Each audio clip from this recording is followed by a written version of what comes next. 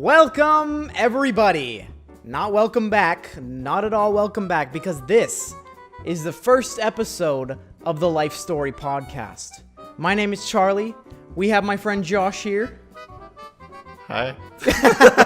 What a good start. What a good sorry. start. I'm just a little nervous. Never done really any camera work before. Yeah. Usually behind or around it. This was an idea that I got just a little bit ago where let's just dive into what this podcast is going to be. So it is called the Life Story Podcast because we are going to be having guests on, small YouTubers and suchity such.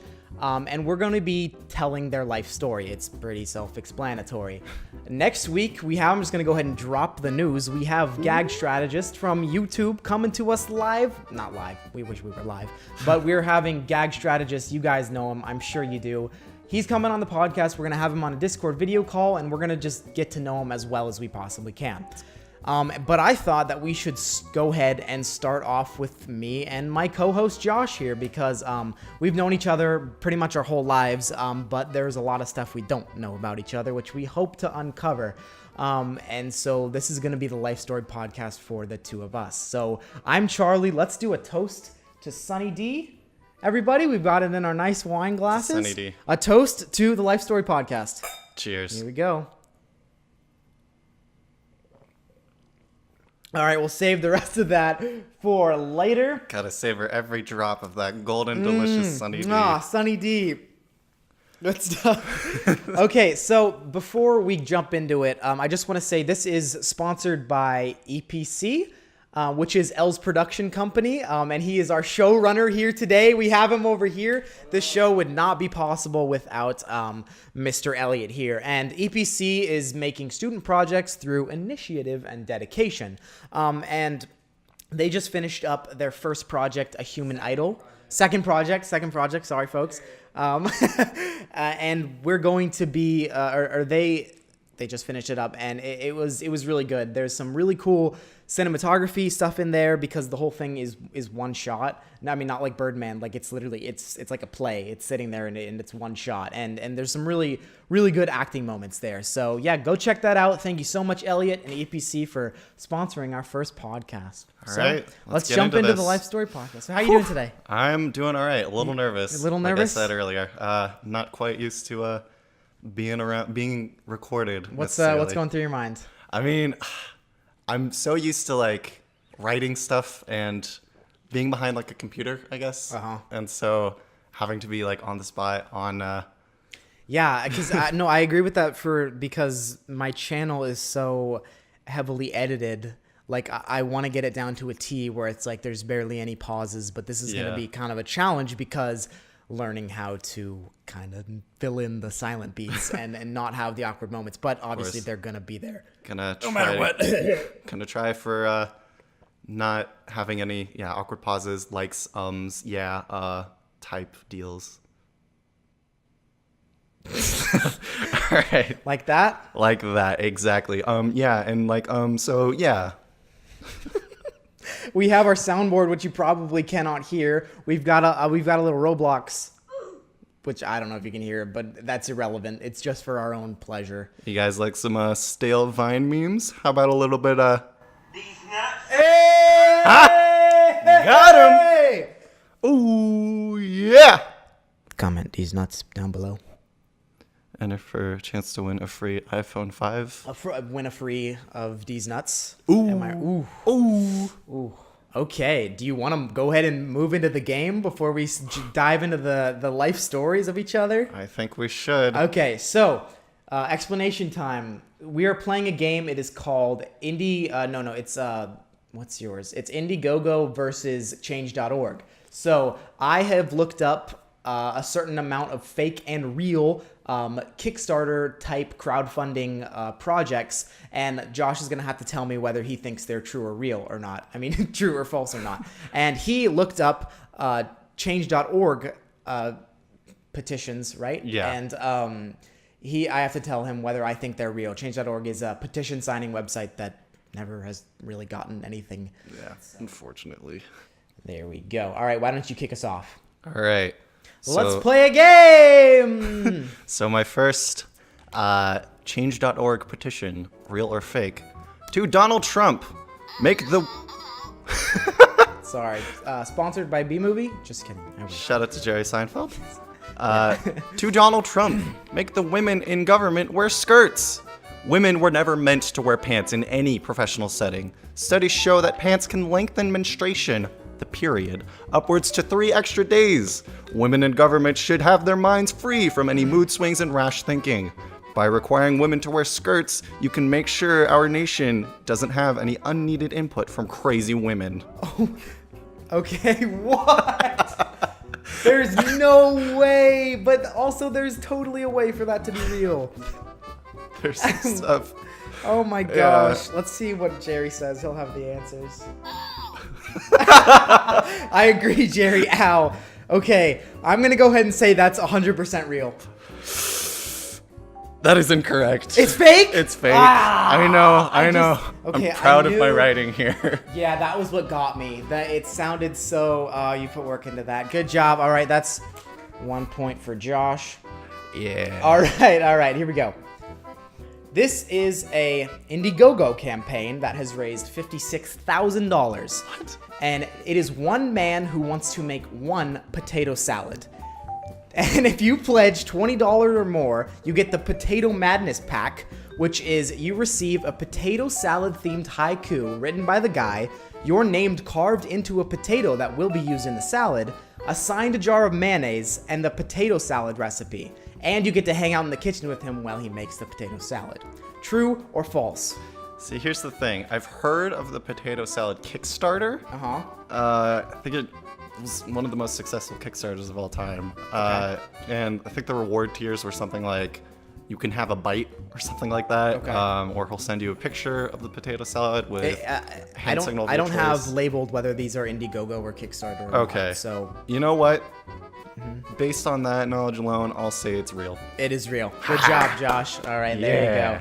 All right, that's how you get the points. So yeah, 1 point there. All right, I'm gonna fail this game. So and also whoever wins this gets to tell their life story first in the podcast. So Josh, it's looking good for you so far to dive into your knowledge. All right, or into your backstory. Okay. All right. Go for it. All right, to Brenda, change Puppy's name to Frog. The puppy's terrible name is Baxter. However, it loves water, jumps a lot, and has the personality of Frog. Oh my god. I feel like that could not come from your brain. But then again, the skirt thing, oh my gosh. Okay, let's think. Eeny, meeny, miny, mo, I guess. No, I'm gonna think about this. I'm gonna say, can you read the last line again? However, it loves to jump in water and has the personality of Frog. Is that real? It's real. Yes! It's real. Oh my gosh. I think it had something like to 8 Frog, signatures or 8 something. 8 signatures? Oh my gosh. All right, that's a point. The puppy's terrible name is Baxter. Can you believe this? All right, sweet. Okay, here's next one. This is called, ready for this? Meat soap. Here's the description. We firmly believe that the aroma of freshly cooked bacon should linger long after breakfast, and that meaty and clean go hand in hand. That's how we arrived at meat soap.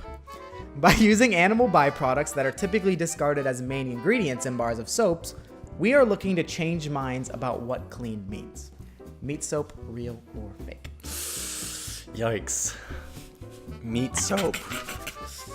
I feel like it would have a different name than meat soap. True or false, boy? Oh man, gotta give it some thought. Yeah. Sounds like Invader Zim. It does. Why was there bacon in the soap? Yeah, meat soap. All right. You know what? I'm gonna call that fake. Nope, it's real, boy. No! You can get meat soap today. Oh, dang it! You can get meat soap. All right, that's a point for me. Neck and neck here, folks. Yep, neck and neck. All right. Okay. All right, your turn. All right. Real or fake? Fake. To Apple. We need a llama emoji with sunglasses. Okay, guys, look, Phil is going through a tough time right now, and to change that, we need a llama emoji with sunglasses. Please, let's get a ton of supporters and send this to Apple. Let's do this. Real or fake? 100% fake. Oh, you're wrong. It's real. Are you serious? It's real. No. Yeah. That sounds like something you would write. No. 100%. It's real. It is very much so real. I quit the podcast. Here we go. This is the dog implant chip. It's different than a normal implant chip I was reading on it. Description: an implant chip for dogs or cats that works as a tracker, a camera, and a trainer. It lets you see exactly what your dog is seeing when paired with the iPhone or desktop app called Doggy Eyes. It helps trains your dog by using negative reinforcement electric shocks, like slight electric shocks upon pressing a button on the app. It says 23,000 backers, yes, and the app is in early development, and 10 dogs are being used as testers. Oh, no. And please donate so we can keep our doggies safe is the last line. Oh, man. Fake or not fake? Fake or not fake? Yikes. You're not making this easy on me. Oh, I guess man. not. See, meat soap was so abstract. So I feel like you're trying to throw in one that sounds real, that you just worked really hard on to make real. Okay. So I'm gonna call the dog chip fake. And Josh gets another point. That's 100% fake. Yeah. Okay, that's a point for Josh. Yeah. Okay, go for it. All right. Real or fake? Fake. 2K games. Put Batman and the Joker in NBA 2K18. It would be so funny. Batman could dunk and be like, "What now?" And the Joker could do fragrant fouls and get away with it. They couldn't be on the same team, though, of course. Oh my god. That's fake. It's fake. I'm locking it in. I don't even want to think about it. That's fake. That's fake. Yes, You got it. I wish I was picturing someone just sitting there. Let's put the Joker in. All right. That is. You don't get a point. That was inspired. Wait, did I guess it? Yeah, I guess it. Yeah, okay, you we're got it. tied again. I was inspired by another Change.org petition. Oh, though, was it? Okay. Regarding Iron Man and Captain America in Overwatch or something like that. Wow. Yeah. Okay. Yeah. All right, here we go. This one is quite the doozy. Bring back The Cosby Show. With 7,000 backers, here's the description. To shove it in Bill Cosby's face, college students Michael Slavish and Kerry Johnson want to produce and direct a gender-swapped version of The Cosby Show, dealing with issues such as sexual assault. It has $9,500 so far and counting. They say we might have to rename it for copyright reasons, but the important message is that they care and want to tell that story. Real or fake? Could you say those names again? Michael Slavish and Kerry Johnson. Those are some fake names. This is a fake project. Fake project. No Cosby Show, folks. I might fund it.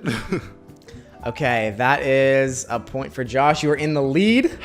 All right, let's see. We might All tie right. at the end. In that case, we'll just eeny, meeny, miny, moe it. Final Change.org petition. All right. To Vin Diesel. Hollywood should never remake The Iron Giant. As remakes of films seem to become more and more common with lower and lower quality, we have to look at what things are important in American film. I state that we the people will never accept a remake of our most beloved film, The Iron Giant. We must protect our nostalgia, our money, our children from ever being exposed to such sin. We would possibly be okay with a sequel, cause Common, you leave us hanging with that whole he's rebuilding himself thing and not follow up for 18 years? Shame on you, Warner Brothers. Shame on you. Real or fake? Oh my gosh, that is difficult. Oh my god. I could totally see you writing that, but I could totally see someone else writing that. So I'm at a crossroads. Okay, I'm gonna go ahead and say that is a real petition. You're right. Yes! Okay, a point for me. And this... I like the fact that it's addressed to Vin Diesel. Like he has any input over any of this. Okay, if you get this right, you win the game. Oh boy. Oh boy. The Grilled Cheesus. I already like the title. The Grilled Cheesus TM is an electronic sandwich press that toasts the face of Jesus onto your sandwich bread. What a great way to inspire your family at the dining room table or your children in the lunchroom. It's also a fun way to impress your friends at a party or the congregation at your church coffee hour. And it is already being sold on the market and on Amazon.com. Real or fake? I've seen a picture of a toaster that makes Jesus' face on some dang toast. So is it real or fake? But I thought that was just one of those goofy meme things. Like, white people be too crazy type stuff. So, you know what? Throw caution to the wind. Real. You win the game. You get to tell your story first. Okay. I did it! Success! Oh my gosh. Yes, the grilled cheeses. I looked at it on Amazon this morning. Josh, you win with 4 points. I lose with 3. Yeah, right back here we have from one of Elliot's movies. There's a picture of David Schwimmer on a piece of toast. Genius. Beautiful. Wonderful. All right, Josh. Are you ready to tell the viewers everything? Everything. Oh my goodness. Every dang thing. Oh man, I'm ready. Are you ready? I'm ready. All right, we're going to dive into telling Josh's story. Get some popcorn, grab your friends. We're going to dive right into this. Thank you to our sponsors, and let's go ahead and do this. All right, let me pull up my document. So, Josh. Yes. How you doing? Are you ready to dive into your backstory? Do you have an epic backstory, a revenge-filled type of story? I submitted my life story to Christopher Nolan in order to make a film a la Dunkirk style. Right. Yeah, and they made it, and that was Dunkirk. Yes. Yeah, so your life story, you fought in World War II. Got it. Of course, yeah. So, yeah. My life has been pretty exciting thus far. Okay, what was That's a joke. I'm pretty boring. the earliest thing that you remember doing with your family, like from when you were a toddler? Like one little detail, one little feeling that you can recall that you remember or associate with childhood. This is a little weird. Thank you, Barry. Well, I distinctly remember shopping with my dad for decorations for my 3rd birthday party at Chuck E. Cheese. Oh my gosh. We were walking through a party supply store. Was it Party City? Potentially. My memory wasn't name brand specific. Yeah, that's fair. I think we need a little for that one. Ooh. Yeah. So I remember walking down the aisle, holding my dad's hand, gazing upon all the popular things at the time. There's like Pokemon and Batman and all that It was stuff. for your birthday, you said? Yeah, for my 3rd birthday. What'd you do for it? Just went to Chuck E. Cheese. Had all my cousins. Was there a theme? Did you pick out the theme at that with your dad? I did. What was it? Ran off unhanded. I ran out of my father's grasp, and I pointed to the highest shelf I could see. I saw plate with Mike Wazowski and with Sully. James P. Sullivan. Right. Yeah, I think you were telling me this. It was Monsters Inc. It was Monsters Inc. Yeah, I remember my Monsters Inc. themed birthday party. And I remember having the cake. And being somewhat disappointed because there was Woody on the cake. Completely different movie. Wait, what? They got Woody at a... They got Woody on the cake. That's ridiculous. Instead of Mike Wazowski. No. My little green boy did not make the cut for my birthday Mike cake. Wazowski or Sully? Who do you choose in a war? If it's your one partner in a war and you're against a giant army, Mike Wazowski or Sully? Oh man. Mike Wazowski wouldn't be too useful, but You could throw him like a bowling ball. You're right. Mike Wazowski wins. There we go. Okay, going off of those weird little memories when you were a kid, is there anything in your life that like when you were a kid you remember like really incorrectly? Like, or let me clarify. Like when you're a kid, sometimes you'll understand something, but you'll understand it in the complete wrong way of what it actually is. Is there anything in your life that you didn't really understand fully and you formed a weird thing in your brain about? I remember the first time I went to feel snow. Growing up here in Southern California, we don't see a ton of snow down here. So I've seen hail one time. Yeah. It's the only thing that's closest to snow. Yeah, so I was seeing snow for the first time in Nevada, I believe. And we were staying in these little condos, I guess, little rented condos. Yeah. And I was with my cousins and my family, and it started to snow as we were watching Mary Poppins. Yeah. So I, for the longest time, thought that snow had to be brought on by some sort of Mary Poppins, some sort of like music or something, because my sisters were singing all these Mary Poppins songs, and it just started snowing when Supercalifragilisticexpialidocious came on. That's beautiful. I just fell asleep. So you said you were with your cousins? Yes, I was, on my mom's side. Okay. Got a big old family, small on my mom's side, large on my dad's side. Okay. I think I have 25 first cousins alone. My dad had 7 siblings. So got a Seriously? Yeah. You say you have a big family? Does that mean it was really playful all the time? Are there a lot of home movies? Yeah. There are. Let's bring him into the podcast. Oh, Thank you, man. Elliot Mark. Whoa! I just doxed that boy. Oh, better censor that.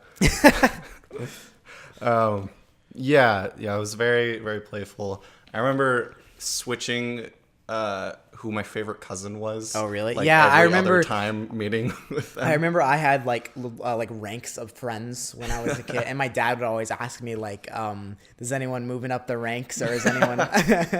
Just funny. Yeah. So, it doesn't seem like you were bored, so I can't imagine you had an imaginary friend. No. No. Okay. No imaginary friends. I wanted one. Did you want one? Yeah. It never came to fruition, though. It didn't. I didn't have strong enough imagination to picture. Okay, figments so you think there was around. more entertainment than there was imagination? Oh, I wouldn't say that. Okay. Hey, let me clarify that. Like, was there more playing around, or was there more watching Mary Poppins with snow? I would say there's more playing around. Okay, that's fair. Me too. Though I did have a Game Boy at the age I was of just gonna 4. ask, what was the first? Was that like, did that take you out of playing with like your cousins and were you like, is that where you found some sort of like solitude, like in a Game Boy? Because I know when I got my Game Boy, I would find sort of this like this personal like bubble where I could screw you, Elliot. I wanted Sprite. We'll talk with Sunny D. Oh my god. All right, I wear the shirt for it. How's it taste? Great. Really good. To answer your question, no, not really. A lot of my cousins had Game Boys also growing up. The only solitude mostly came from the fact that they were all playing Pokemon. Okay. And I wasn't allowed to. Oh, no. Because Yeah, there was some weird thing in like people thought it was like demonic or something. I don't late know 90s, why. Early 2000s. I don't. It was kind of that whole Harry Potter thing where Yeah. everyone's like, it's demonic and there's spells and stuff in it. They're summoning demons. Yeah. Exactly. Yeah, that's weird. Yeah.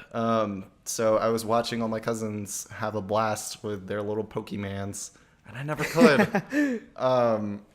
Which, I mean, had sort of a negative effect because when I was 12, I was finally allowed to buy my own games. So I bought Pokemon, and I haven't stopped playing since. No. I never did the Pokemon craze, actually. I tried a little bit on some emulators, but it's kind of hard to do it when you don't get into it as a kid, I feel like, which is kind of the case with a lot of game systems, to be honest. Yeah.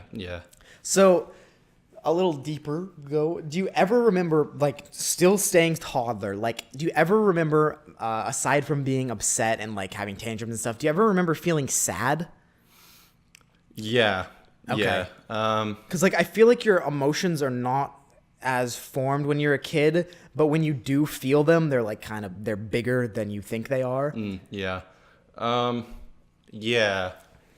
My mom wanted my sisters and I to get into acting. Okay. I remember this. Yeah. You were in some commercial. You're on like a motorcycle or something. Yeah, we'll pick that up another time.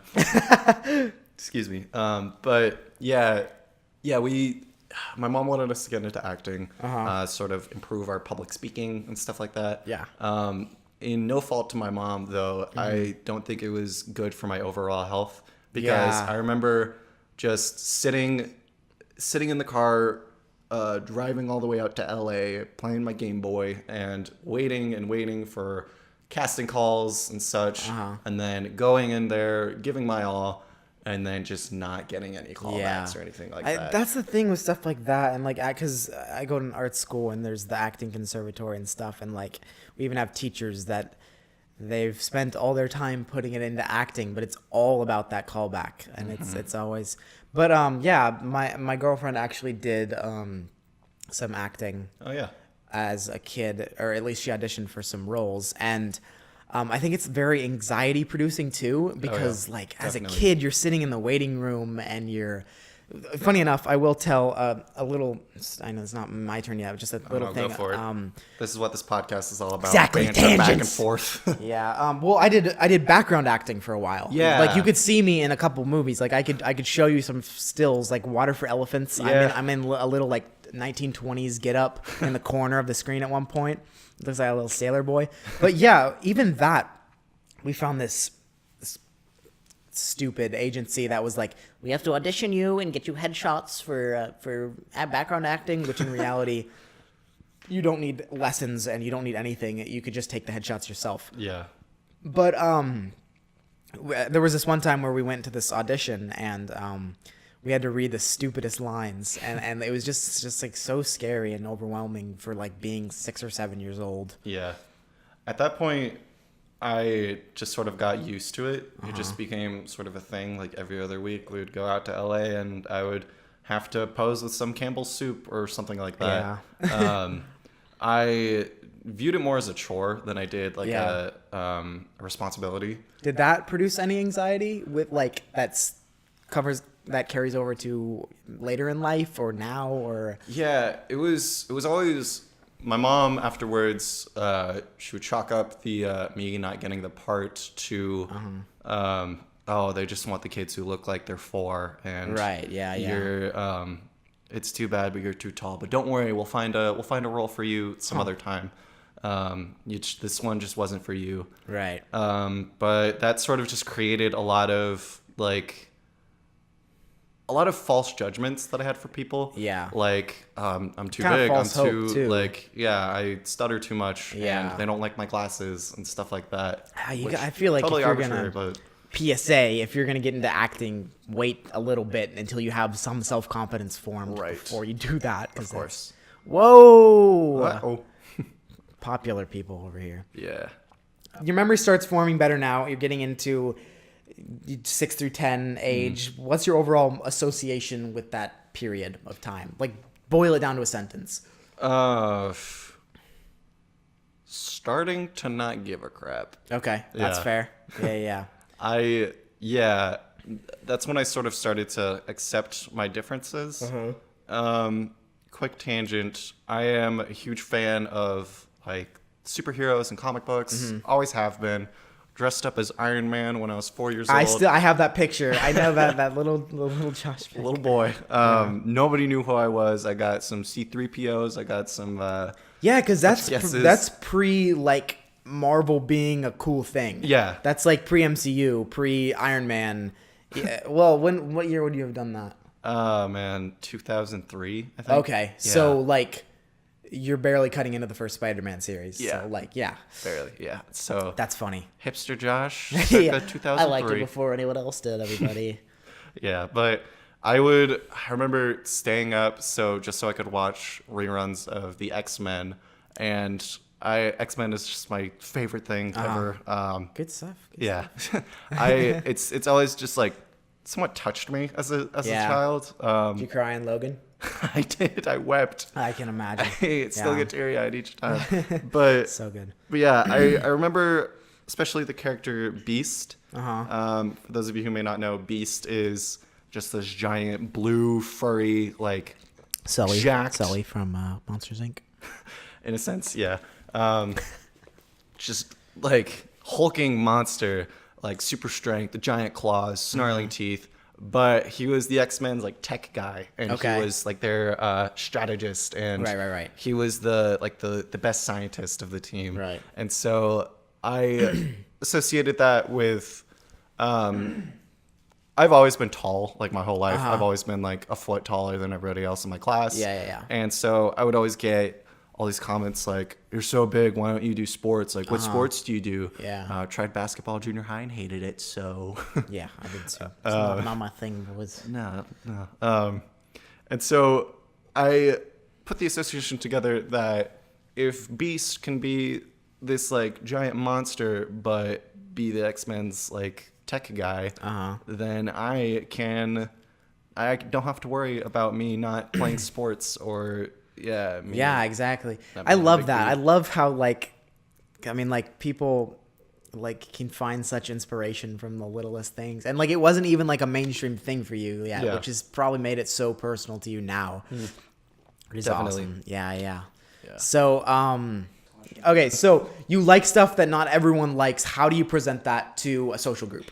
I didn't. You didn't? really. Okay. Yeah, fair. I didn't have too many like friends at school growing up until maybe 6th grade when you and I started to chat. We didn't like each other all that much Oh, at no. first. Oh, no. Why do you think that was? I have never asked you that. I Do you think it was you? Do you think it was me? Do you think it was both of us? just think it was the pecking order at the time. Okay, that's fair. I had a question written. Like, so, yeah, why? Charlie- Because like we honestly kind of ganged up on you. Yeah. Why do you think we did that? And that may be a question for me, but why do you think that was something that we went to a really small private school? Yeah. It's supposed to be preppy and nice, but kids were pretty savage wherever you're gonna go.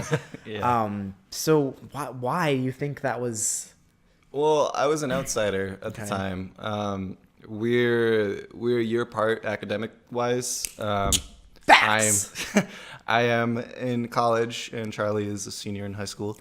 Pimpin' boys. Don't give a crap. So I was in 1st grade, you're in kindergarten. I was in 2nd grade, you're in first. Blah blah blah. Did you blah. start that school at 1st grade?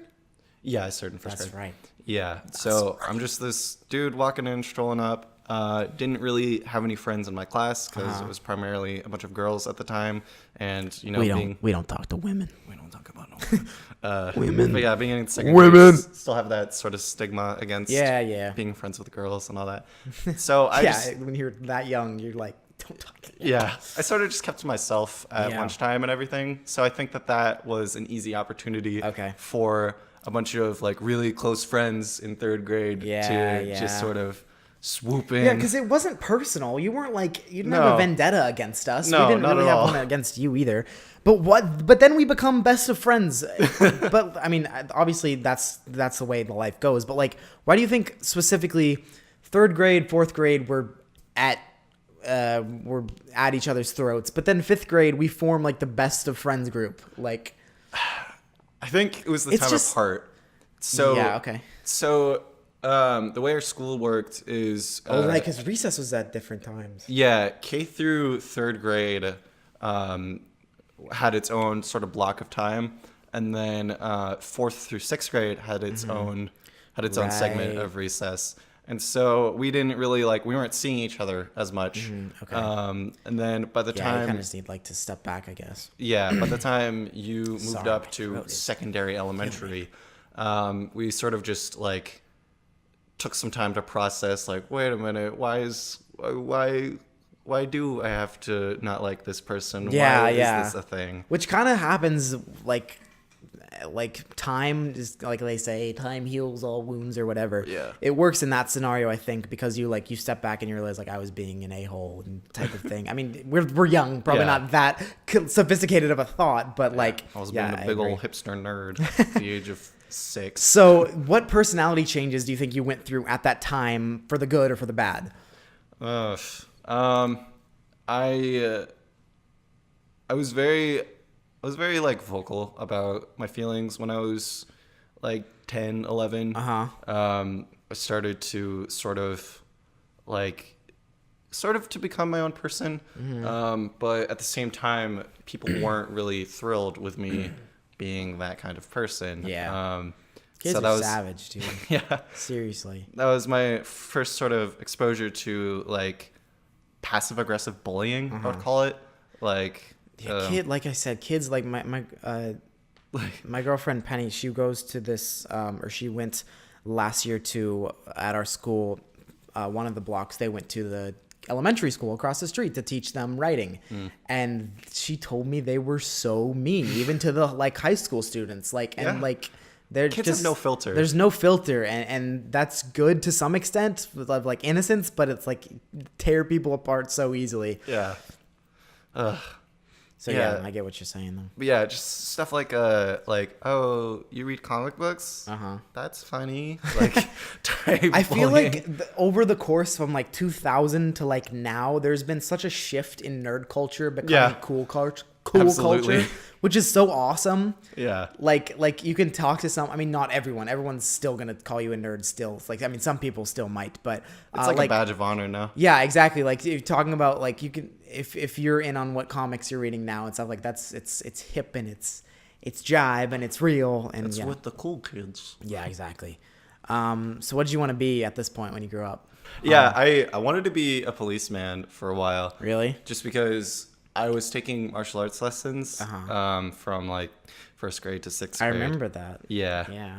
I was a little weeb, little nerd, little. I think you showed me how to do something. Yeah. And I don't remember. Tell you how to box like last year. Yeah, that was funny. But yeah, my mom was paying all this money to put me through martial arts. I would be like, oh, I better make this useful. So I wanted to be a fighting man. Fighting man. So I was like, how can I be? How So can I get in fights if you were and be productive? mugged on the street, could you take that person down? My fighting record is maybe like 4 for 7, 4 wins, 3 losses. So it'd be a toss up. Okay. What if like an unexperienced fighter comes up to you, tries to grab your wallet or something? Would you know like what to do to I could try. Okay. Some little like 10th grade or 10-year-old instincts could kick in there. Yeah. I sort of gave up on martial arts nearing my like black belt, I guess, because I was in it for about 5 years at that point. And the teachers were very much so like power tripping, egotistic, like Yeah, you find some weird folks in that. You find like the guy from Napoleon Dynamite is like, it's like a stereotype. prime example. But yeah, it's like I've seen that so many times. Yeah. The guy at our school who teaches the Taekwondo classes is very similar. So he walks around thinking like that he owns the place. Like, it's funny. Me being like 11 years old, I have this actual adult trying to like yell at me and trying to. That is so hard for a kid to hear. Yeah. Like, Seriously. wait a minute, you're not related to me. Why are you yelling at me? Like, my parents would always get so defensive whenever another adult tried to like tell me what to do whenever we were out in a public setting. Yeah. I think that's just really damaging. Yeah. So this one teacher in particular, I'm just gonna name drop him real quick. Yeah, Sensei. So if you're watching this, welcome to the podcast. Thanks for stopping by. Pop a quick like if you don't mind. So no, but this guy, he just like, I remember we were like slowly getting rid of pads as we were sparring. Yeah, you can see. Yeah. And I accidentally kicked this kid a little too hard in the chest. He freaks out on you. I was like, "Oh, I'm sorry." And since I got mad. Yeah. Okay. Since I got mad at the fact that I was saying sorry. So he show no mercy. So he lined all of us up. Had us stand in like the soldier position, like. Wait, did he single you out? Kind of. That's the worst. When a teacher or something singles you, it's yeah. He started walking down like the rows of people. I was front and center. He starts walking by about how if you're in a fight, you do not say I'm sorry. You win and you get out of there. Yeah. And he walked up to me, and he just flat out sucker punched me in the gut. What? This probably 30-something-year-old man walks up to an They are on a 11-year-old child power trip. and Seriously. full force, right in the gut. We need a. I'm buckled over. Need a bazinga for that one. I'm buckled over in pain, like about to Jeez. cry, but I know if I show weakness, I won't get my black belt. That's so ridiculous. I just have to suck it in. And he I'm goes, sure. "Did that hurt?" And I go, "Did that hurt?" And I said, "Yes." He goes, "Well, I'm not sorry." Are you serious? Yeah. That is a legitimate That is situation. something that happened. So I mean, you have to be that type of person to teach a bunch of little kids how to fight, though. Yep. Like you're not gonna stay sane. You'll crack eventually. yeah, oh yeah. So That's funny. My gosh, what a joke. that was the I that was remember, the first time I was full on punched as a kid. Yeah. Oh. Okay, So what so were you gonna say? yeah, I was just saying, like, you don't mess with those type of people. I remember that at our school, my brother was telling me a story when he was in his Taekwondo class, and this guy, he's calling roll, and you're not supposed to say anything out of line when you're taking roll. So he's like, Jimmy, here, Johnny, here, and then there's this other guy, and he goes, Steve, and he goes, hello, and then the whole class goes quiet, and then the master guy, he's just like, Steven, outside now. And then we don't know what happened after that. So just like, hello. Hello and goodbye. Yeah, exactly. was He the never last we saw showed up of the next day at school. So. Okay, so 7th moving into 8th. Now I'm coming into 7th, so we're going on the same days again. Yeah. Where are you at mentally at this time of period? Is this a good time of your life? Bad? Worst? Somewhat. I was 7th grade was kind of easy going for me. But towards the end of it, like, school started to get harder. I had my first ever experience with final exams. Right, yeah. So that just added to the stresses of everything. Like, that was my first major, like, big tests at the time. And so coming up to the end of 7th grade and into the summer, why do you think, I mean, like, what was going on that kind of broke us apart, do you think? Because when we were kids, there's not really something you can pinpoint, really. Yeah. But, like, I feel like since you're older, like, why do you think that we were at each other's throats so much? I was in a very, like, toxic mindset at this point. Like, I was going through, like, a lot of time, like, a lot of just, like, rough thoughts that later discovered were part of, like, a mental illness. And so at that time, I was, like, seeing, like, I had already just lost a major friend, and I was, like, so, like, I just started to break off relationships. Like, But let's talk about, why do you think we got in that conflict? Like that stupid dance thing where we disagreed on one of the games or something. We were in an elective together, and it was basically like school council. It was called, like, the leadership class, where we would, like, we would plan events for the school. We would, like, put stuff together and everything. And so we were paired up for a group project with 2 other guys, and it was a group project, and I felt like I was doing a lot of the work on my own. And that, like, I wasn't getting any help from anybody else. Was I in that group? You were in that group. So I was like, crap, this is going to happen again. This is going to, like, I'm having a conflict with one of my best friends right now. This is awful. And so when I sort of just took the forefront with it, and I, like, started, like, having all these ideas, and I started like already planning for them. I remember. But so I, like, plan out this, like, elaborate, like, live action Candyland kind of thing. But I was against it for some reason. yeah, because it was just too much work. It was like his idea gets passed. Yeah. And we're doing it, and I think you were like, didn't you come up and you were like, it went really well or something? I was like, you and this other person wanted nothing to do with it. You're like, we're gonna focus on something else. And I was at it alone, planning out this whole elaborate thing. And then, like, it started to go well, and I was like, oh, I need to rub it in those guys' faces. Right. Yeah. And so I, like, I was like, hey, it went really well. Like, sort of just like a little dumb junior higher, like, walking up to you and, like, being like, how did my hair get pulled? Because that's what I remember. I was trying to get your attention. Oh, okay. You kept on ignoring me, like, no, I don't want to talk to you right now. And I didn't, like, I wouldn't accept that. So I got physical, and I, like, grabbed your head, and I was like, hey. I will be real with you. I did not mean to hit you. I went back and I like smacked you in the face, and I was like, oh boy, what have I done? Yeah, I was just filled up with, like, all this like malice and content because like school was so stressful for me at this point. It was like I was putting so much pressure on my grades and everything that I needed this to go well.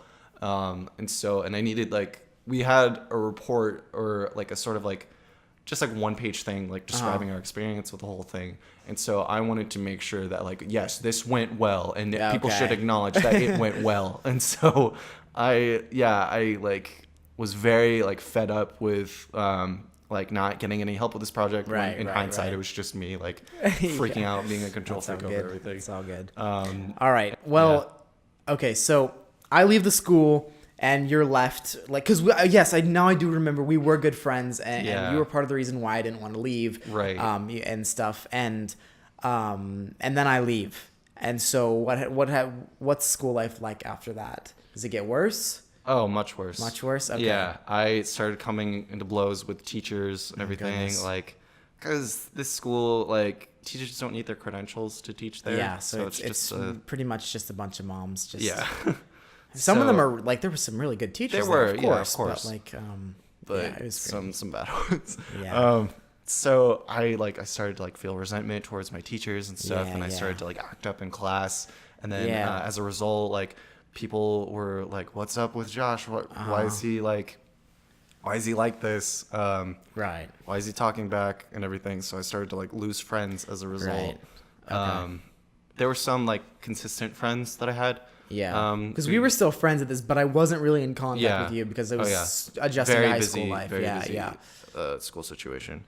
And then I started to like my grades started to drop as a result, and I put so much value in me being a good student that when this started to crumble, I was like beyond unhappy with myself. Wow. I get that. I'm gonna be deep here for a minute. Let's do it, felt so just defeated with everything that I wanted to end it all. And I remember like we were in contact for while stuff like that was happening. Yeah. Just crazy for me, like just like on the other end of it. But yeah, continue. Yeah. So I was 13. I had my first suicide attempt. I later found out that I struggled with chronic depression, and like clinical depression, like clinical anxiety and stuff like that. And I kept it to myself for all this time. And then high school came around, and I realized like I started to like flare up with these feelings again. Right. And I was like, no, I need to talk to somebody about this. So I didn't want to have any judgment from my parents or from anybody like in my family. Right. So my first thought was to go to you. Right. So I was the only one who knew. Yeah. Okay. At that point. That was what I wanted to know. Yeah. Because that was, and I didn't, like looking back on it, to be honest, I probably would have told somebody. Mm-hmm. But there was sort of a sense of... I made sure you didn't. That's what I was going to say. Like, I was like, I couldn't... Which was a huge mistake. Yeah. By the way. So if you know anybody struggling with something like that and they're like, please don't tell anybody, it's confidential, you need to tell somebody. Absolutely. Immediately. As lives are quickly, in danger. Like, you could lose your friend or lose trust or lose a friend. I choose lose trust any day. Yeah. So if you're struggling with any of these thoughts yourself, absolutely get help. It's the number one best thing that you can do at this point in your life. Exactly. I've been there, as you have just heard. It's bad stuff. But yeah. And so lead me up into how you go to Texas. Okay. So I started to come forward a little bit more with like my mental illness and stuff. I got officially diagnosed. My family's very, very scared for me. I had a major panic attack in the middle of a class one day. Oh, really? Oh, yeah. Which class was it? It was English. English class? Yeah. Okay. We had a paper about fate versus free will. Oh, geez. And that like made me like consider my own mortality and everything. My God. Like, wow. So that like brought on a full-blown panic attack. So the school suggested that my parents take action, and we did. Okay. I went to like an outpatient program, got some help, and then came to the conclusion that I just didn't want to be home. Like, I thought that would be the best thing for me, was to not be home. Okay. So I brought this up with my parents, and then they're like, okay, we'll send you to Texas. This place, it was labeled as like a therapeutic boarding school for troubled teens, but it was rehab. It was straight up rehab. They can sugarcoat it all they want. Yeah. So they had us, like, it was like, have you guys read the book or seen the movie Holes? It's basically like that, but in backcountry, like in East legalistic, Texas, Louisiana. like agenda pushing type of thing, right? Yeah. I met some really great people there. Yeah. But that's basically the best thing that happened out of that. So you go to Texas, you go through this whole thing. Yeah. The only communication I had with the outside world was a 30-minute phone call with my parents once a week. Jeez. And snail mail. And so I had all these people around me like, oh, don't worry, I'll write you like every day, and you'll get bombarded with letters. I remember writing you letters. Yeah. I send you little cutout pictures of random people just as a joke. I'm a huge fan of Star Wars, to put this out, and I hadn't seen the trailer for it. Right. And you were sending me screenshots of the trailers. Oh my god! And I was you were like, so pissed. Just Yeah. like, I need to watch. Yeah. Yeah. Yeah. So that was I'm trying to think. That would have been December of 2015. 2015. Really? Yeah. That's when Force Awakens came out. So. Yeah, 2015. I remember randomly in my bio class, you messaged me, and it was like 6 months after I hadn't heard it. I was like, "What the hell is happening?" And I messaged back. I kept spamming you, and you didn't respond. So Yeah. what was that? I actually don't know. I just Okay. realized I didn't know that. So at this school we weren't allowed to have any like communication, no computers, no phones, or anything like that. And there was a time where we were allowed to like go back and forth to like fly out to like see our parents at like undisclosed locations and stuff like that. Not home, but other places. And so I was in the Dallas Fort Worth airport waiting for a layover. And you saw the little Wi-Fi symbol and No, I saw public computers. Oh, okay. And I logged into my Facebook account. Oh my gosh. And I started messaging. I was like, please pick And up. I missed you by like 12 minutes Yep. too. It was crazy. Yeah. Oh my gosh. So, Okay, so eventually you pass the bar, whatever the term is, and you get to come home. yeah, I made it to the point where I was allowed to have a home vacation in time for Christmas. Right. And Is that when what did we do? we saw The Force Awakens together. Oh, that's right. And we ate at Korean barbecue. Yeah, that it was just so great being home. Yeah, I bet. So what do you, Josh mindset of, what were you before you left? I was 16 there. 16, and then you come home when you're almost 18? 17. I just turned 17. Okay, Yeah, I came back in like February of 2016. Okay, so what would 17. what would a 16-year-old before Texas Josh say differently than now? He'd be very quiet. Quiet, okay. He would he wouldn't be comfortable enough to come on a podcast. Let's say that. Look what we're doing here, folks. Yeah. Changing lives. Do you think that you're a better person? Not a better person. Do you think that you view life as something more livable, I guess, than? No, not at No? all. Okay. You naturally grow, and as you age, you learn and everything. I don't think I was in the right environment to learn all those life lessons. Right.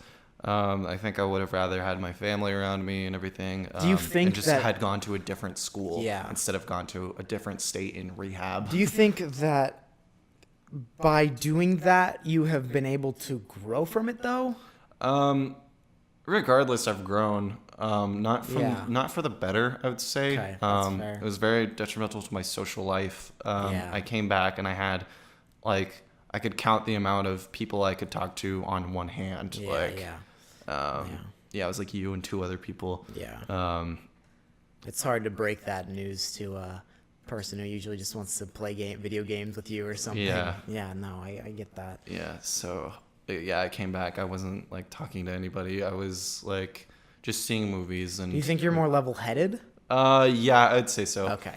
I say though, I think I would come to that conclusion on my own and not from like going out of state. No, I'm not saying like because you went, they taught you such and such. I mean like because you did it. Oh. Because you I'm sure you're so much more self-aware. Oh yeah, absolutely. Okay. Yeah, the whole thing was just like an entire like segment of bravery going through all of that. So I had to like put caution to the wind and go for anything that came my way. And so I think that's good. That helps with my overall outlook on life. Yeah, no, I'm sure the worst thing that can happen is something stronger. bad happens. Yeah, exactly. I'm sure you have a completely different outlook of life. So and now you're in community college and you're chilling here in Southern California with me. Yeah. Glad to have you back.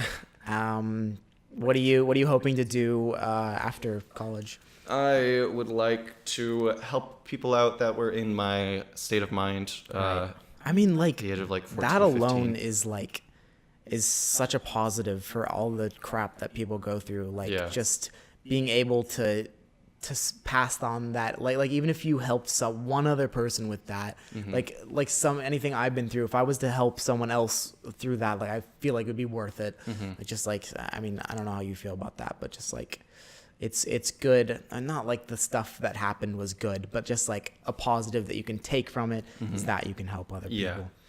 I just want to go forth. I'm trying to get either my PhD or my PsyD in clinical psychology. That's awesome. And then potentially a minor in film, so I can become like an on-set psychologist for actors and producers and directors and everything to go to while they're on set, and just be sort of like the good vibes guru. That's awesome. Well, you went from picking out Halloween or birthday decorations at 3 years old to becoming an on-set psychoanalysis person.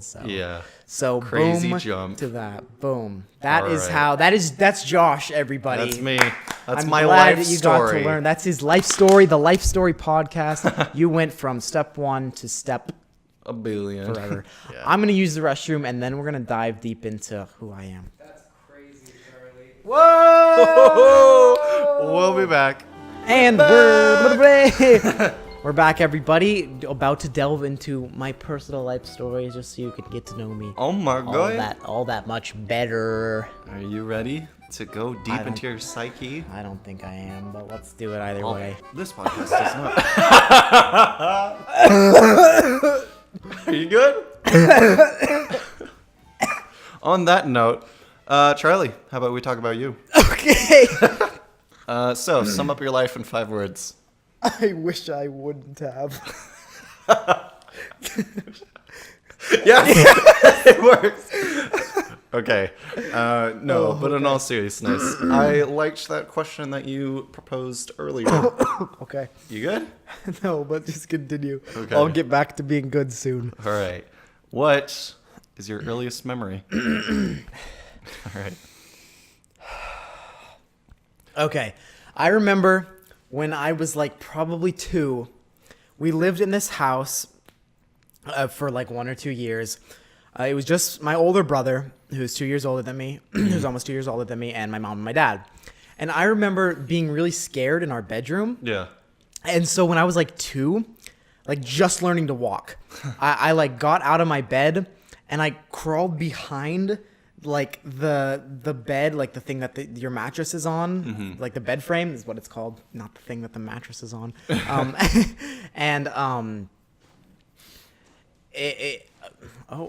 Oh, hey everybody, we've got pizza. Pizza supplied by EPC. EPC providing us pizzas. Yeah, you did. Cheers to the Life Cheers Story to the podcast. Life Story podcast. Okay, and I was just inching myself, like I kind of pushed it forward and I just inched myself back in, and I remember finding like security and safety in being behind that bed for whatever reason. It was fine. I don't know why that was a thing, but Oh man, what were some stuff that you were into at that time? Like, what would you say your playtime was? oh my gosh. So it was me, my older brother, and then we were 2 neighbors. There's no reason why I can't be able to name drop them, but we had Skylar and Mitchell. All right. Yeah, we're gonna probably get sued for that. Okay. Funnily enough, the kid Mitchell. I thought that his name was a bad word. I thought Mitch was the B word, and so I would sit and I would just think to myself, I'm so sorry that he has to live a life with his name being a swear word. It was the saddest thing ever, but I learned later that Mitch was not the worst swear in the book. As one does. So yeah, but we would always play outside, and we had these like Hulk gloves. Oh, and yeah. we would always oh my gosh, I have so much to say. We would always like put on these gloves and pretend we were more powerful than we actually were, as many young kids do. You power tripping masculinity. Yeah, exactly. Toxic patriarchy. Lord of the Flies, yeah. So, and also I got my first GameCube around that time. Nice. Actually, no, I got the Game Boy. Oh, yeah. And then it was my brother's. He got it for his birthday, but I completely took it over, and it was Right. like mine. I specifically remember getting mad that I lost the level, throwing the Game Boy on the ground. Those things were durable, though. Like they were like brick Absolutely. cell phone level type of deal. Yep. And yeah, we would play outside, me, Mitch, and my brother Evan, and Skylar, and I don't know, do whatever a kid's imagination allows them to do. You're right, yeah. And we came up with this game. It was called Schoonopture. And I don't know where that word came from. I really don't. But here's my brother Evan's explanation. He wrote a backstory of why this imaginative game we came up with is called Schoonopture. Because there was a little boy, whose name was Little Scoo. And whenever he got mad, he would say "nop, nop, nop," and he was sure about it. Schoonopture, everybody. How did this affect the gameplay? I have no idea. I was like, what if we play Schoonopture? Like making up a random word as like a little baby. And we stuck with it. And it was just like complete imagination, just like filling in roles, and it didn't really develop and didn't really come to fruition as a real like established universe until we Cinematic universe. yeah, exactly, watch out MCU. And we didn't start until after we moved to Sacramento for a little while, and it kind of died off, and then we moved back right outside of LA, and Right. that's where the game really developed, and we came up with a character. It was pretty much a ripoff of Star Wars. Okay. Like like one of our characters' name was like Klanakin, and like the Wise Master's name was Coda, and like Yeah. stuff like that. Dumb stuff you Just come so up with funny. as a kid. Yeah. And so that I've always been such an imaginative, like just like been exposed to like imagination. Like that's Right. always been, and like video games, of course. Right. Like we got our GameCube for Christmas, and it had Mario Kart on it. Oh, man. And Mario Kart Double Dash was my existence at that time. So, yeah, imagination and creativity plays a lot into your existence. Like, Pretty much, yeah. yeah, you mentioned that your brother making up this lore of Schoonopture. Yeah, we both did. Oh, yeah, you both did. Excuse me. Your brother right now is a creative writer, and He is. yeah, At the school I'm at now, he was a creative writer. So from that young age was really where that came from, really. Right. Just like, I mean, we were bored out of our minds. So I'll show you my sort of my story of moving. So we live in one place, and then we move out to Sacramento. Right. And then we come back out to nearer to LA, Los Angeles. And that's where we started to be really bored. yeah, Because everyone else was not near there. It was out where our school was. It was Right. where everyone and all my friends were, like, where they lived. Whoa. better mute that. And so we needed a way to fill our heads with something before we were going to go crazy and kill somebody. Entertain yourselves. Exactly. And yeah, just as a young age, we were always playing games, playing some sort of dress up or imagination. There was always home movies where you can see us Yeah. being crazy, and from a young age, me and Evan would always want to be on camera, do some funny little Right. thing and stuff. Yeah, I remember stumbling across your Your first YouTube channel, your first goodness. YouTube appearance. We're not going to be name not dropping. gonna be name dropping But there have anything. been so many. Crazy There's Charlie so is many. not. It's Well, probably the fifth. We'll I get think. into that a bit later, but yeah, Yeah. you've always been engaged in like Always. the filming Yeah. process of Well, creating. okay, so and, going off of like being bored and stuff, summer of 2005, I think it was. No, 2006. My little brother is born. And I'm 7 at the time, and my older brother's 8, going on 9, or maybe it might have been 9, and that's when we became truly bored because. Newborn baby, what do you think your parents are doing all the time? Tending to the newborn baby. Right. So me and Evan are left to, in summer, like not even in school. In school, you can find some sort of stuff to do. You can dink around with your friends. But when it's summer and you've got a newborn baby, it's awesome and stuff. But you're sort of pushed to the side until the newborn can kind of find its place in the home, or their place. So we were gifted a camera for filming the newborn baby, but we used it to make home movies. And so me and my brother started making, oh my gosh, we have all the tapes. It is so painfully hilarious to sit through those movies. Just like, oh my gosh, it's ridiculous. There's so many, but like, to be honest, it's actually kind of funny. Like Yeah. not just like seeing like, oh, cute, that's funny. Like we actually had some comedic beats. Like we actually thought out jokes. We went to locations to film stuff in the Wow. park, and like we put work into it. Obviously it's the worst stuff ever if you watch it now, but like we actually put thought into it. So that's sort of how I got involved with like any sort of filmmaking or home videos. And we actually never filmed our Schoonopture imaginative series, but Evan wanted to write a feature length film of it. And it literally seriously was Star Wars. Like we played like protectors of the city, and I can't remember what the name of our clan was or whatever, but it was just the Jedi Order pretty much. Which is so funny. And we would always play movie soundtracks on our little CD player. yeah. And we would play Schoonopture to them. So we sort of learned how movie beats worked because we're consistently playing around movie soundtracks. So if the music swells, the story would get more intense. If the music dies back down, it becomes a duller moment. Right. And we would just come up with so many stories, just like, oh my gosh, if I could have recordings of everything that happened, I would watch it all day long.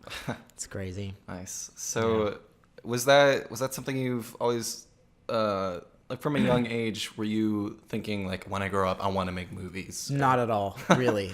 Really? Because that wasn't really a mainstream kind of, like I was saying earlier, like I didn't know what I wanted to be. Right. I didn't know being a filmmaker was a thing. I Yeah, thought it was, like I'm going to be a fireman. I'm going yeah. to be an astronaut. I'm going to save the kitten in the tree, whatever. Yeah. But it sort of became that eventually, just Right. like kind of recognizing. What was that it people- initially, like from the get-go? Did you just didn't know, huh? What? Like what you wanted to be when you grew up? Oh like, yeah, when you no, were, like, I didn't know how to fit in. I didn't know what path I wanted to pursue. I just kind of liked playing around, and which is kind of true to my spirit, because I'm just kind of like free flow, Yeah, just like absolutely. just like I don't really care what other people think type of deal. Yeah. So yeah, me and my brother became little filmmakers with our, oh my gosh, one of our camera. We got sand in it because we took it to the park. No. And we wanted to get a lower angle shot, as any young filmmaker would want to get. So we put it on the sand. Yeah. So we could look big, like and Kaiju Godzilla style. exactly. But the sand got completely in the camera. So every time we would flip it on, it would go ding, ding, ding, ding, ding, ding, and just like, and it wouldn't work. But if you waited like 20 minutes, then it would work. Okay. So we were passionate enough to wait for that 20 minutes to be over so we could film something. So your cinematic masterpiece wouldn't be tainted by any Exactly, audio yeah. errors. And we made some like features too. Oh man. So we had this one called A Day in the Life of Jeffrey. Okay. 90 minutes, because the tapes, because we weren't shooting on digital, we were shooting on little tapes in a camera, and we'd go and get them at Costco, and they had like 60 to 90 minutes of space, and we were like, we're gonna fill up the 90-minute one. That's our goal. And we made A Day in the Life of Jeffrey, which was my brother playing Jeffrey, who was this little nerd who's just going about his daily life. And it was just like, it was so much fun filming that. And like, so yeah, I've always been involved in sort of filmmaking and dealios like that. That's excellent. Yes, indeed. Wow. Cutting forward to let's say kindergarten. Okay. I remember you having a lot of friends. Like every boy in the class was like part of your posse. Yeah. Okay. So I wouldn't say kindergarten. Kindergarten, I was still sort of finding. I mean, you can't really have friend groups in kindergarten. You're all just laughing around. But yeah, as it sort of went, I'd say in second grade was sort of when that started. Because I had really bad separation anxiety in first grade. I missed like a month of school. I remember like it was so bad to the point where like my mom left me at school because like after a month and a half of just of not going to school, you have to do something about it. So my mom took action. And she just left me at school. And I just remember, this is the saddest thing. I was just screaming down the hallway, like, come back, please come back. Like, can you imagine, like, as a mom, what that would feel like? Like, she had to do something like that. Yeah. Like, she had to take action like that. But, like, can you imagine making that decision and being like, I have to do this for the better of my kid? Yeah. Because I never would have gotten over it if it wasn't taken action upon. Yeah. Hey, kitty. So, after about, first grade, it got better. Yeah, it sort of fizzled out. Like, I don't think I can pinpoint a time where I was like, oh, I'm better now. It's just sort of, it's just part of the growing up process. I'm sure every kid has felt some sort of separation anxiety. Of course. One point or I know another. I have. But it kind of inflamed itself somehow in the first grade. And I remember it was so sad. My friend, when we came back to second grade, day one, I'm walking and I'm so confident. And then I'm like, nope, I'm not doing this. And then I had like PTSD and I'm like, oh my gosh, I'm separation anxiety, turned it up to max. And I just run out crying. But then my friend comes out. He didn't see that I was crying. And he's just like, I can't remember who it was. I think it was my friend Jared. Okay. You remember? And he's like, Yeah. And it was not even like a sweet thing either. He's just like, are you going to be like you were last year? And it was like, oh, no, I'm not. Wow. And then I walked back in. So now I guess I can pinpoint that time where I was like, and I walked back in and I had the best second grade year of my life. And That's it was just great. Like, yeah. So it was just sort of that wake up moment. Just like as such a young kid, I was just like, no, I'm not. So it was crazy. That's incredible. I missed the picture. I missed the class picture though, because I was just like off, but it was crazy. So yeah, that's then yes, I sort of found confidence through that because it was just overcoming that within myself and just finding myself. So I feel like I found myself pretty early on. And so yeah, I did find a lot of friends in like second and third grade. I had a great experience with my teacher. Just a really good like confident time in my life. Right. And I remember like a couple times I would have like flashbacks to like separation anxiety with my parents and stuff, but it never took hold of me ever again, which is really nice. So yeah, that was like up until then. And then elementary began and I just began my journey of being at that school with you. Yep. Well, see, I think the confidence sort of went like way too much. Oh yeah. It and then flared up and I found myself had a too negative much. effect Yeah. on like your behavior and everything. Not to say that I don't think it had a negative effect on my behavior, but I think I was just kind of kingpin Of course. of type of thing. Yeah, you were on top of the world in that class. Yeah. You were calling the shots. You were No, definitely. And I remember it was funny because in kindergarten, I was on the lower. I mean, even in kindergarten, there's like a totem pole of like popularity. Yeah. And I was pretty low because I remember one of my friends talking about another friend, and he goes up to me and he goes, "Guess what we're doing tonight? We're hanging out." And I was just like, okay, thanks for letting me know. It was sad. But then in first grade, I became friends with everybody after the separation anxiety type of stuff. Right. It's going into second grade. I'm loving everybody, and people seem to accept me, and so yeah, that was good. And I mean that's kind of along with that and making movies and just messing around, that was sort of all that was going on at that time. Watching movies, playing games, playing dress up and make believe.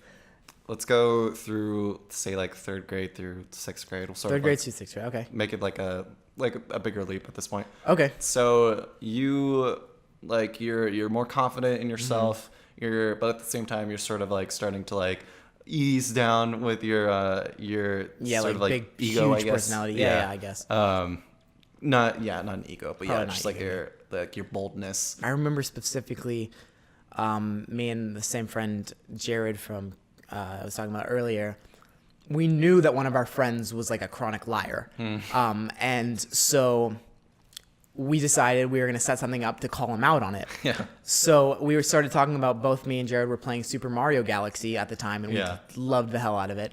And we started, because there was like certain boss levels where you like got the stars or something, like that's how you won. Yeah. I can't remember specifically. And we were Something like that. and we were going up to him and we were like, did you unlock the star in the shed level or in like the dirt level or something? Just like being stuff that would never be in a Mario game. And he's just like, yeah, I did it and I loved it. And then we were like, we got him. But like, that's such a mean thing to do. Yeah, exactly. We didn't call him out on it at least. Right. So, but we kind of wanted to experiment for ourselves. Maniacal mind from day one. Yeah. Man. Oh, man. So making friends was never really an issue for you, huh? Not really. No, I've always found that to be sort of something that comes naturally to me. And then, let's see, 5th grade was my best year of all of elementary. Yeah. Because that was when I made up with you, and we had our Sacred Four pack, which was so much fun. And we totally ruled the campus at that time. And like, wouldn't you agree? We were kind of like at the top of the food chain. To an extent. Yeah. Okay, fair. At least I felt I was. And I prided myself on being different than other people. Yeah. Like, we'll get to some of that stuff later. I can relate to that, yeah. Yeah, just like, I think it was good because at first people were like, dang, he likes different stuff than other people. But then it turned into, okay, he likes other stuff. We don't care. Like, Yeah. I don't want to hang out with you anymore. So going up into like 6th grade, after 5th grade, we moved from, right, like I was saying, outside of LA, and we moved back to where we originally lived, where near to the school. Yeah. And oh my gosh, that was 7 years of living completely distant from people. 7 years of seclusion. I mean, not like it was a bad part of my life, but it was just seclusion. Yeah. And so I get back there trying to readjust, and my friends are leaving, and 6th grade is just sort of me and not really any people I know as well. And we got new people in, and there was a new kingpin.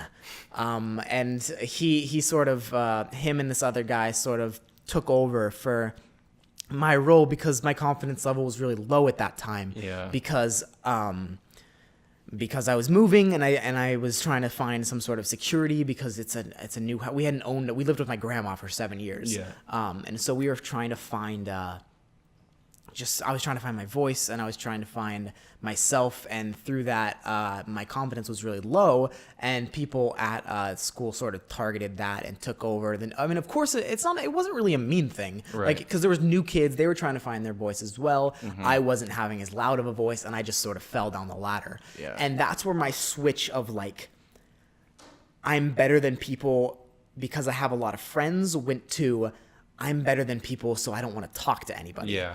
So that's why I was saying it was a detriment, because I Yeah. let that ego sort of drive me into a place of just not wanting to associate myself with people. Yeah. Like, and I loved that because I remember at the time, like I was saying earlier, like Harry Potter was thought to be this Yeah. demonic thing, but I was like, Mom, I gonna gotta get to that. read these. Yeah. I have to read Harry Potter. And she let me and my brother read them because it was at its height at that point. Like the second two Deathly Hallows were coming out. Yeah. And so that was my first thing that was sort of like, Your identity. exactly. Yeah. And I was like, this is not a part of this other group. I am better than you because I have found something personal to me. Yeah. I remember writing an essay about it, like why you should read Harry Potter and it is not demonic or something. Yeah, I remember reading that. Yeah. And but it sort of painted me as a freak to these people a little bit. Yeah. Not to the point of like, because like, I was still in the friend group. It was such a small class. My mom was my teacher.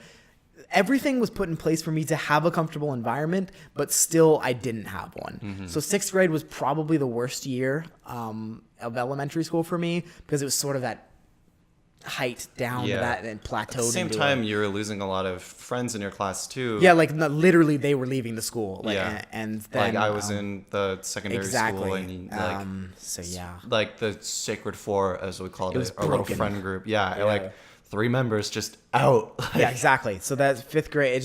Exactly. I had one of the members there, but he found the new friend who came, and they bonded because they both liked airsoft guns, and I didn't like airsoft guns.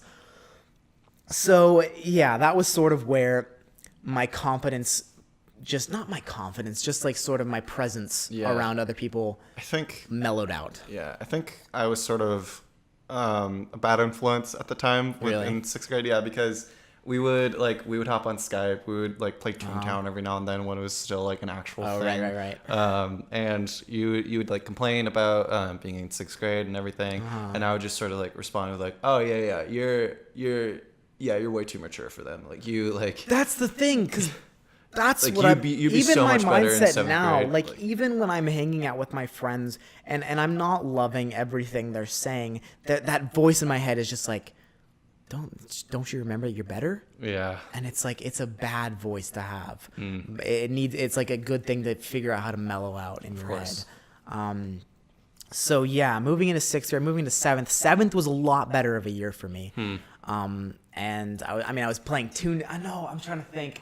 I think I was out of Toontown at that point, because Minecraft was a huge Minecraft thing. Took over in 7th and 8th grade, yes. But Toontown was before that. I remember I had like oh my god, I had like a Toontown girlfriend, and really? Okay, story time. What's her username? What's her She was detail? Miss Daphne. Miss Daphne. Miss Daphne was the love of my life, I'm telling you. Oh man. Oh man. Yeah, wait until she sees you now. Okay, and this was like the worst thing I had ever done at the time. I connected with her with MSN Live or MSN, like Microsoft Messenger or something, and she's like typing through the chat, bypassing the filter, like trying to get the code or the email in, and like tiny little me, she sent like nothing inappropriate. She just sent a picture of herself. Oh. And I didn't like what I saw. And I didn't talk to her, like the most surface level thing. And I was just like, no thank you. What did her tune look like? She was a nice little bunny. I just thought, what such a babe. such a bad thing to think from a young age. I was like, oh my gosh, Miss Daphne. I know, Miss Daphne. I'm sorry if you missed Crazy. I must have been Crazy Ernie at the time. I don't know if I was Crazy Charlie yet. I'm sorry. Listen, if you're listening, Miss Daphne, I'm sorry. You're beautiful. I'm sorry. Let's segue into let that go into your other relationships growing up. Okay, you ask. I'm not leading that. All right. So let's go into your first crush. How about that? Okay, first crush, 3rd grade. Ooh. Her name was Eden. Ooh, I remember her. Yeah, she was this snarky little like sassy girl, and it was oh my gosh. And her brother, I was like really good friends with her brother, who was in my brother's class. Yeah. And we both liked Animal Crossing, and he had the little like cheaty device action replay for the DS that like makes you can like run lightning speed in Animal Crossing or something with hacks. Like a million bells and stuff. And I went to his birthday party, and she was there, and it was the height of my life. And then she moved away to Colorado. Broke my heart, little 3rd grade heart. Yeah. So that was the first one. And then let's just dive right into do it. Camp a Girl. In 7th grade, going out of 7th grade, I go to that camp, and oh gosh, here we go. And I didn't even notice this girl up until we went on that. You remember me, you, Nick, and her. Yeah. We all went on the canoe trip thing with some random girl's dad for some reason. And she's like, You wanna go on a little canoe? What was it? A kayak? Kayak. Yeah. Just a 2-person kayak. Yeah, and she's like, and I, up until the point of getting into that boat, I barely noticed this girl. And then she's like, let's go on a little kayak ride. And we went in, And like for once, I was actually having a legitimate conversation with a female species, and I was like, oh my god, I'm in love. I remember it was such a weird conversation too. I remember she goes, you seem like you're like a computer guy or something, and I'm like, even at the time I was like, what does that mean? And she's like, I don't know. I just feel like that's what you are. And I was like, okay. Let's roll with it. And then I come back on the beach from the kayak, and you and Nick come up to me, and you're like, do you like her? Do you like her? And I'm like, I don't know. And I didn't say anything. And then I'm trying to piece this back into my head. We get back to the campgrounds. Oh, and we were like, it was like nighttime, and we were on like the rocks, like slightly outside of the campground, just like a group of us. Yeah. And we had like another full conversation. And at that point, I was like, we're getting married at this point. Like actually having a conversation with a girl. I mean, oh. But then we were at that little ceremony event thing that we did like once every day. And we decided to share a blanket. Yeah. And then once again, it's this like the no PDA thing. And one of the teachers comes up in between our ears. So I'm here and the girl's here, and they come right here and they're like, please don't share the blanket. That would be great. Thank you. And it was just so awkward. We just both like pulled it away just like this, like looking at each other. So that was weird. And then we come home. Come back to school, I start actually realizing that I don't get along with this person.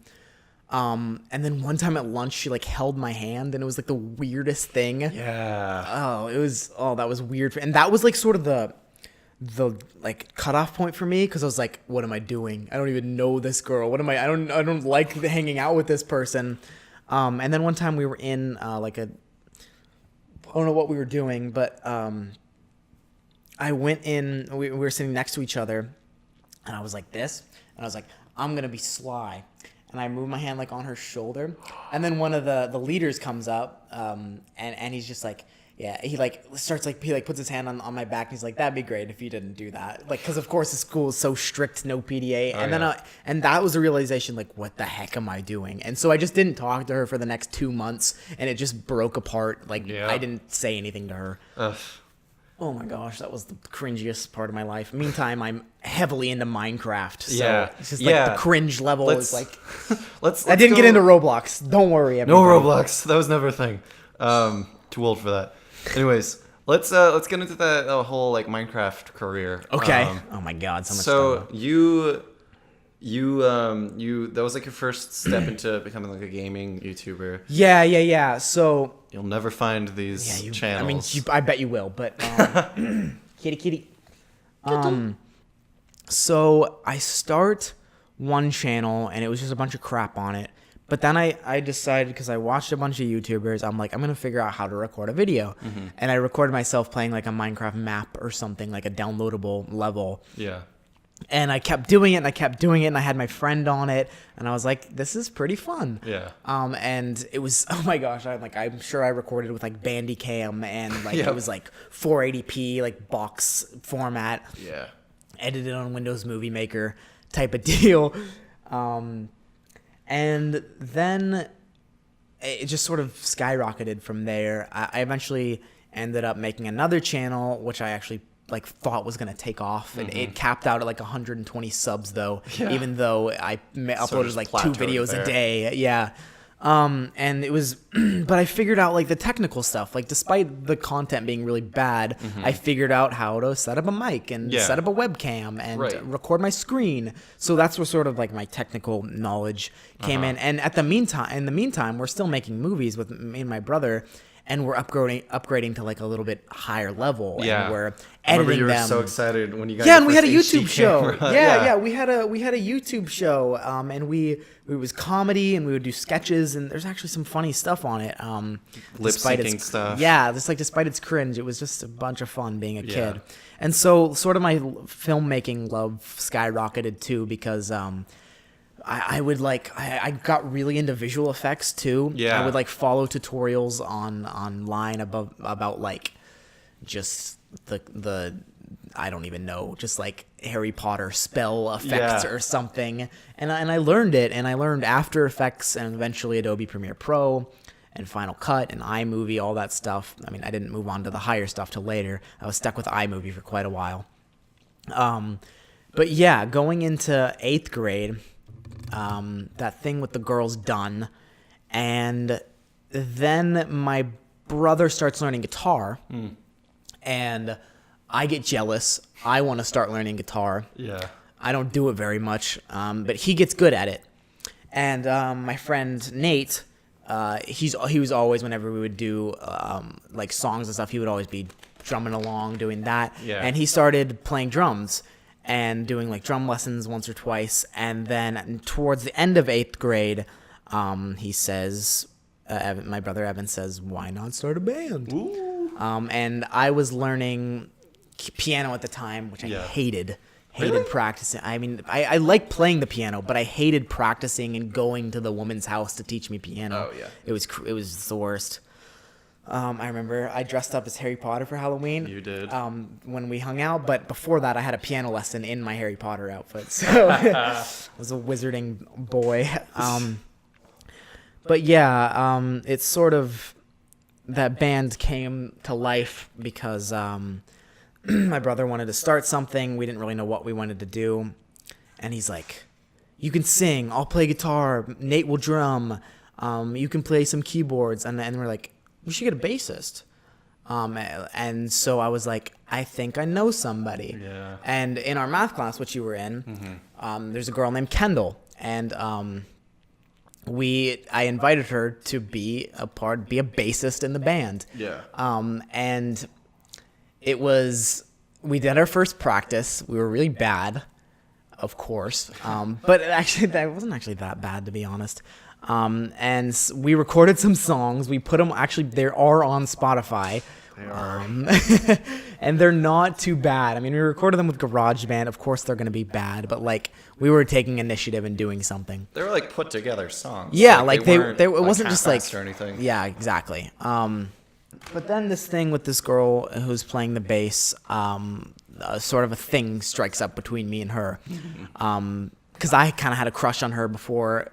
I mean, that was why I wanted to get her in the band, because I was like, she plays bass, it's perfect. And she loved all the same music I liked, and that's where sort of another bit of my like ego flared up a little more, because I started listening to like classic rock music, and then she liked it too, and we really bonded over it, and no one else at the school did. Yeah. So I'm Sort of like, like I'm edgy. I listen to the best music. I was born in the wrong generation. Yeah, exactly. mentality.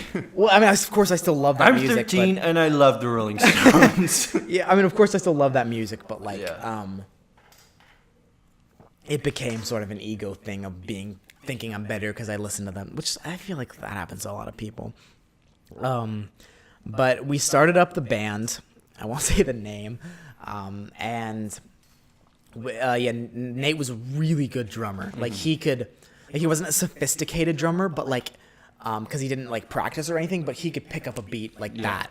And he just figured out his way around the drums, and it was a lot of fun. But the thing with the girl didn't really work out all that much. It just wasn't. It was a weird thing. Being in 8th grade, we weren't even pretty much allowed to touch each other, and so that ended.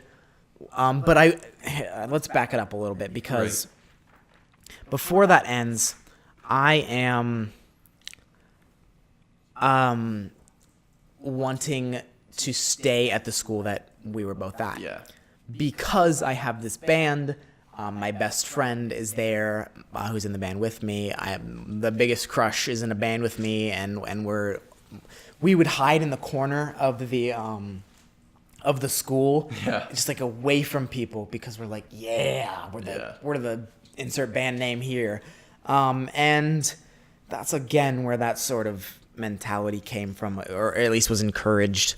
And then my mom is like, you should audition for another high school, or you should go to another high school.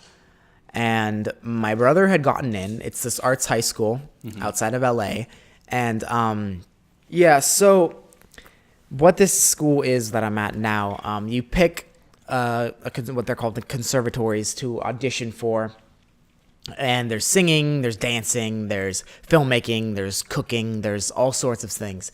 And since I was so entranced with and involved in filmmaking at the time, I figured, hey, why don't I audition? And I always wanted to, but I never got around to it. And upon the audition date coming up, I didn't have a movie that I had to submit because we had to make a short film, write a screenplay, and I didn't have anything. And my mom was like, the weekend before the audition, says to me, Charlie, you need to do this. This is such a big opportunity that you could totally like that you would love. And she arranges my friends to come over, and she's like, you're gonna make a movie today. And I didn't know what I was doing. We all sat in the living room with my brother, helped me write it, and we're like, what's this movie gonna be about? And we helped plan something, and I was with my little camera, and I shot and directed a thing in like 2.5 hours. And then I go to the audition, I sit down with the director, we watch my movie, and then he reads the screenplay later on. And he just talks to me about movies, and like it was such a nice conversation, like such a chill, he's such a chill guy, and like such a chill conversation. And he's like, you have a good eye for cinematography, and like it felt like my chances were really good. And I walked out like with my confidence, like with my held high, and I was like, that was really awesome. But then it sort of dissipated because I was in that band, and I was like, I don't want to leave this school. I'm never going to be around this girl, and I'm never going to be around my best friend, and the band's going to be destroyed. So I really didn't want to leave.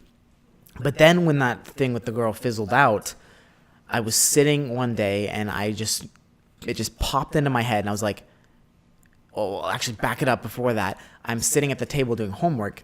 My mom puts the phone in my face with an email saying, you got accepted into the Film and Television Conservatory. And I jumped up, I'm screaming, I'm like so happy, even though I don't know whether I want to go or not. And I actually decided at one point that I wasn't going to go after I was accepted. Yeah, I was like, I'm not going. And I told the people that I made friends with there, I'm not going to go. And so it just became a thing that I wasn't going to go to. And then once that thing with the girl disappeared, and we weren't really doing band practice all that much, we did do it a little bit through the year, but it wasn't as much. And then I was just sitting, and once I had decided I was going to stay at the school, I wasn't going to go to this arts high school, I was just sitting there, and I was just like, I'm going to go to the school. So like throughout my life, I've sort of just had like random self-realization moments that just completely just no source, it just comes into my head, which is really cool. Are you gonna be like how you were last year? Exactly, that's what I mean. Like there's just these moments where it's just like moments of clarification in my head where I really just I just find out like what I'm supposed to do. So I just need to wait for those moments, I feel like, in life, because they're really cool. And so I'm decided I'm going to this place, and I'm not getting along with people at school, so I'm so ready to be gone and find a new environment. And then freshman year rolls around, and I get to the school. I love it so much, but it's a crazy adjustment. One of the most like difficult parts of my life that I've ever had to face, just like adjusting, going from a really small school where I'm barely at school to 5 days a week, and we stay till 5 o'clock, as you know. That very busy so school. It's hard to deal with, especially as a freshman, making new friends, blah blah blah blah blah. And so it was a really tough thing to adjust to, but it was really needed because I really found a passion through filmmaking, and I've made films that have gotten into festivals and like spoken on stage while receiving awards and stuff, and just like stuff that would never have happened if I stayed at that tiny little school. So just like really positive stuff, even though it was a grueling environment. Right. So I mean, it was good, and it was I've made some really good friends there. Certain sponsor I hate you. here. Yeah, exactly. Let's see. So yeah, that was a crazy experience adjusting to, but I've directed things, I've written and produced things, and it's been an amazing experience despite the grueling I want to die schedule. Very tough schedule. Indeed, very crazy. Whew. Yeah, boy. Any more questions for me? Para mí? How do you find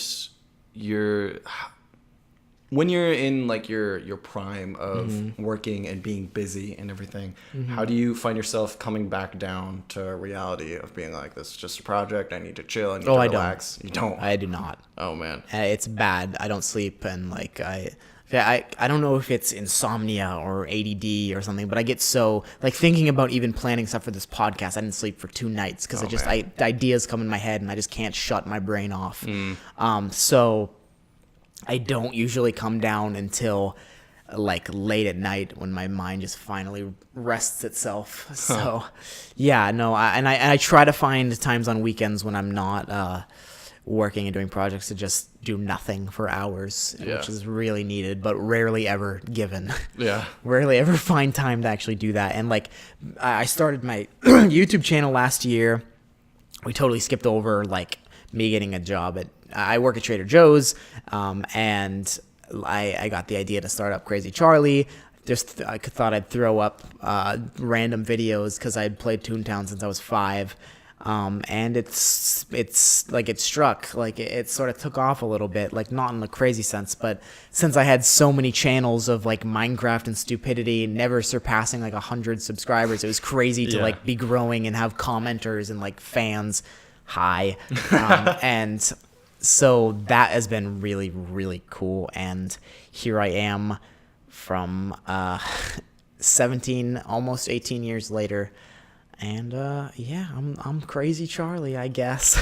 So we go from being so safe and quiet in between your bed frame, at the age of 2, bursting out into this filmmaking Rainbow world. beanie, Sunny Crazy D. Charlie, it's off, it's coming off. But yeah, that's me without the beanie, everybody. Even though, so yeah, I mean, there's plenty of other details that went on through my life. It would take 45 podcasts to get it all detailed, but I mean, that's a decent outline of the things that I've been through. I mean, there's plenty more. Maybe we'll have another personal episode.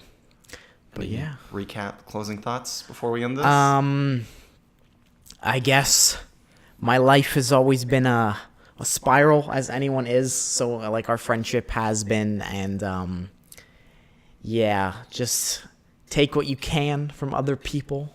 Learn valuable lessons.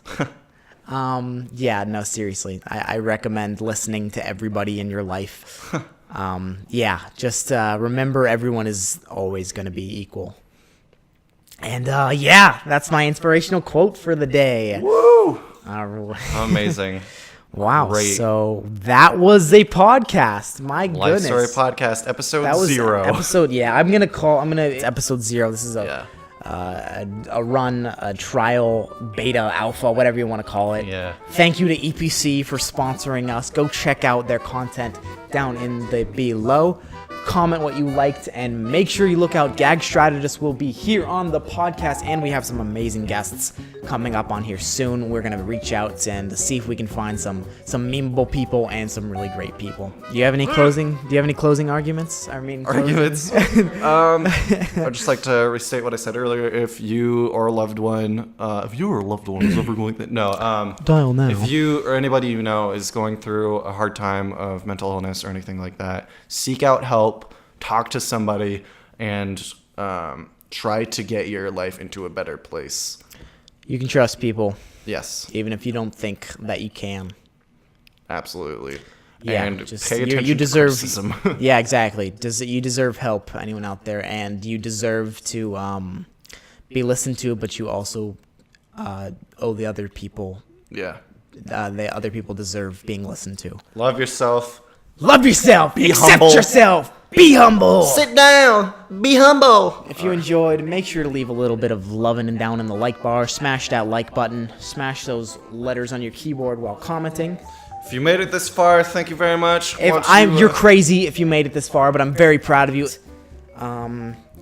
You're all beautiful. Stay tuned, you crazies, and I'll catch you guys on the next Life Story podcast.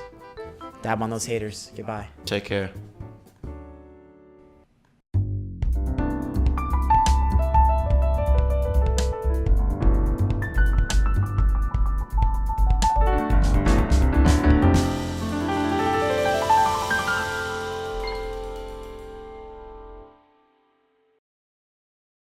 What?